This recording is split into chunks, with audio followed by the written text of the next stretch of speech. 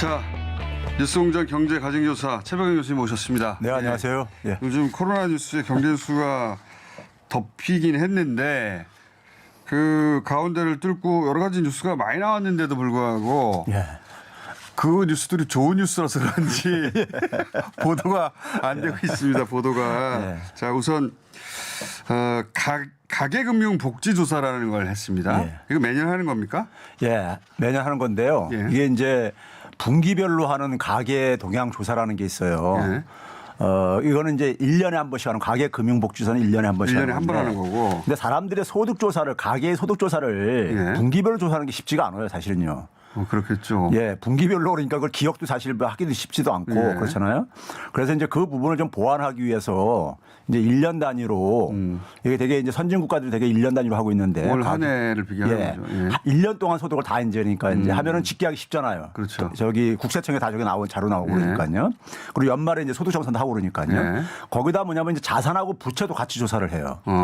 이제 가계 동향 조사는 소득이랑 이제 소비 이런 것만 조사를 하는데 이게 종합적인 거네요. 그렇죠. 이제 이 부분을 전문가들은 많이 이제 활용하고 있는 건데, 근데 여기서 보게 되면 이제 한 해 당신의 경제적인 살림이 어떻게 됐냐. 그렇죠. 가계. 거기다가 뭐냐면 1인 가구까지 다 포함을 해서 이건 또 이제 해요. 아, 전체구나. 그러니까 가계 동향 조사는 다 조사는 하는데 발표는 이제 2인 가구 이상만 발표를 하고 있거든요. 그래서 3분의 1인 1인 가구를 빼고 발표해서 이거 그렇죠. 엉터리 발표라고 하셨잖아요. 그렇죠. 엉터리 해석이다. 해석은 엉터리로 했고. 근데 이제 이거는 그런 게 없고 종합적인 지수라고 보면 된다. 그렇죠. 근데 이제 여기 이제 보시게 되면은 이번에 이제 그러니까는 그 문재인 정부가 추진했던 것이 소득주도 성장 정책으로 이제 압축되잖아요. 양극화를 해소하기 위해서 들어갈 수밖에 없다 이랬죠. 그렇죠. 그래서 이제 우리나라가 보게 되면은 이제 그 우리나라뿐만 아니라 주요 국가들이 이 신자유주가 거되면서 양극화가 굉장히 심해지고 있잖아요. 맞아요. 그래서 이제 결국은 정부의 이제 어쨌든 간에 개입, 정부의 개입이라는 것은 대개 이제 재정 수단을 통해서 세금이라든가 재분배를 통해 가지고 그 개선하는 것이 이제 선진 국가들도 주요 대책인데 근데 이제 우리나라가 OECD 전체 그 개입 수준에 비해서 2분의 1도 안 돼요. 아, 개입도 많이 하는 게 아닙니까? 지금? 그렇죠. 굉장히 적게 하고 있는 거죠. 그러면 개입하면 공산주의라고 하니까. 그러니까요. 굉장히 거부감이 많고 그러다 보니까는 국내 이제 이 경제학계도 그렇고 그런데 이제 문재인 정부에서 그게 이제 많이 개선된 게 사실 확인됐는데요.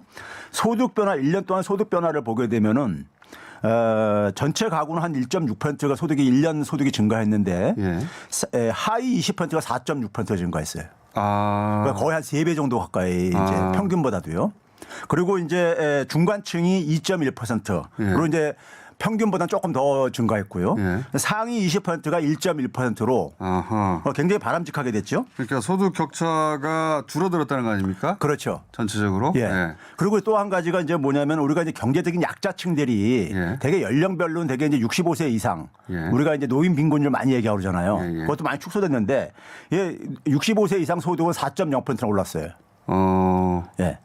그리고 이제 임시 일용직 이제 그 가계 소득도 3.9% 올랐고요. 가장 취약한 계층이. 한부모 가구가 11.3%나 올랐어요.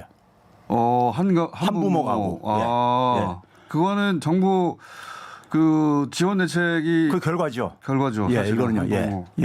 그런 점에서 이제 경제적인 취약계층과 저소득층이 소득이 그 이 전체 평균을 훨씬 상회한다는 점에서 굉장히 바람직한 하나의 개선이죠. 사실 이거는 소득 주도 성장을 기치를 내걸었는데 그렇다면 한 4년 가까이 진행했더니 결과가 어떻게 나왔냐 보여주는 지표가 나왔기 때문에 언론에서는 굉장히 주목할 만한 지표인데. 맞습니다. 처음에는 선언이고 그 선언이 4년 지나서 결과가 나왔느냐.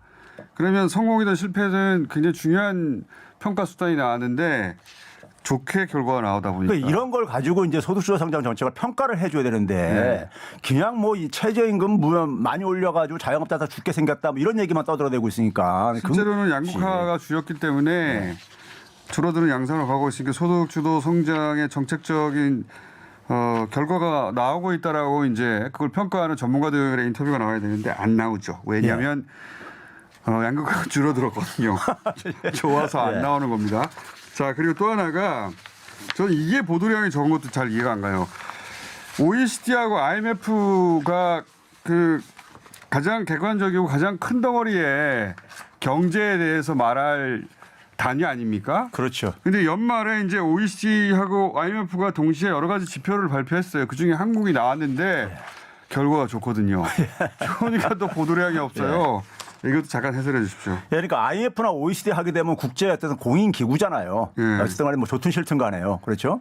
그런데 이제 그 IMF에서는 10월 달에 이제 그러니까 그 재정 모니터라고 해서 발표를 해요. 10월 달에 거기서 이제 뭐라 그러냐면은 재정 지출을 GDP 대비 재정 지출을 1% 정도 늘리면은 GDP가 2.7%가 성장하니까는 긴축하지 말고 적극적으로 재정을 괴라 이제 이런 이제 권유를 하고 그러면서 이제 우리나라 이제 뭐 재정 적자 수준 이런 것도 이제 발표를 했는데 재정 적자에도 불구하고 돈을 많이 쓰라는 거 아닙니까? 그렇죠. IMF에서. 그런데 이제 이번에 연말에 이제 그러니까 20일이니까는 우리 주말이 어제죠. 그러니까요. OECD에서 그러니까는 경제 전망이라는 것을 최종 올해 이제 마지막 이제 전망 보고서죠. 마지막인데. 마지막 보고서를 발표를 했는데 거기서 이제 그 OECD 회원 국가뿐만 아니라 주요 국가까지 쭉 발표를 했어요.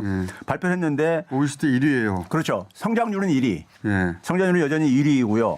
근데 문제는 뭐냐면 재정 수지 적자가 예. 가장 그러니까 이 건전하면서 1위를 했다는데 이제 우리가 가는 거죠. 이게 이제 재정 수지, 그러니까 GDP 대비 재정 수지가 어떻게 되냐는 수치도 쭉 나옵니다. 그렇죠. 예. OECD 국가들. 근데 그렇죠. OECD 국가들 전체 중에 우리가 재정 수지가 제일 좋아요. 예를 들어서 이제 우리가 성장률이 마이너스 1.1%로 전망하고 있어요. 예. 미국이 마이너스 3.7%로 전망을 하고 있단 말이에요. 예. 근데 우리나라는 재정 수지 적자가 한 4.2%포인트 증가할 거로 이렇게 4.2% 정도, 아니 4.2% 될 거로 하고 있고 미국은 근데 그거에 비해 가지고 거의 6배 가까운 마이너스 15.4. 예. 이렇게 하니까는 굉장히 적은 재정을 투입을 해 가지고 성장을 굉장히 방어했다는 점에서 네, 돈을 적게 쓰고 성장률은 제일 높으니까 그렇죠. 양쪽 모두에서 성적표가 가장 좋게 나왔으면 예.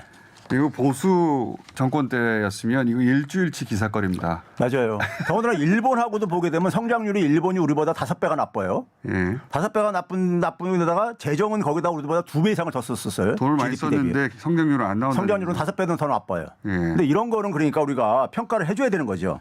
평가를 이제 1년치 농사에 대해서 이제 객관적인 수치가 나왔으니까 이 수치 가지고 올해 한 해는 이랬다라고 평가할 데이터들이 나왔거든요. 예. 근데 데이터가 좋아가지고 안 다루는 겁니다. 그 여기 이제 한 가지 우리가 주목해 볼 게 이제 중국이 있잖아요. 중국, 예. 중국이 이제 그러니까 회원 국가는 아니지만은 주요 예. 국가이기 때문에 이제 발표를 했어요. 중국은 따로 했습니다. 예, 네. 그래서 1.8%가 이제 성장할 걸로 예상을 하고 있는데 올해 우리보다 이제 우리는 마이너스인데 우리가 플러스죠. OECD 국가가 아니어서 따로 집계했는데 이건 1.8%. 근데 이제 문제는 뭐냐면 중국 같은 경우는 우리보다 그러니까 재정을 한 3배 정도 가까이 더 이제 GDP 대비로 마이너스 11.8%니까요. 돈을 엄청 써가지고 그거 해가지고 만든 거죠. 끌어올렸다니. 예, 우리도 이 정도 투입했으면요. 우리도 성장률 한 3% 이상 나옵니다. IMF가 이렇게 하라고 권장했거든요. 그렇죠. 재정을 적극적으로 투입해가지고 끌어올리라고. 예. 근데 망한다고 하도 보수 매체가 경제 매체가 난리를 쳐가지고 돈을 우리는 굉장히 조금밖에 안 썼어요. 더 썼으면 더 많이 올랐죠. 최백영 교수님이었습니다. 네, 감사합니다. 안녕.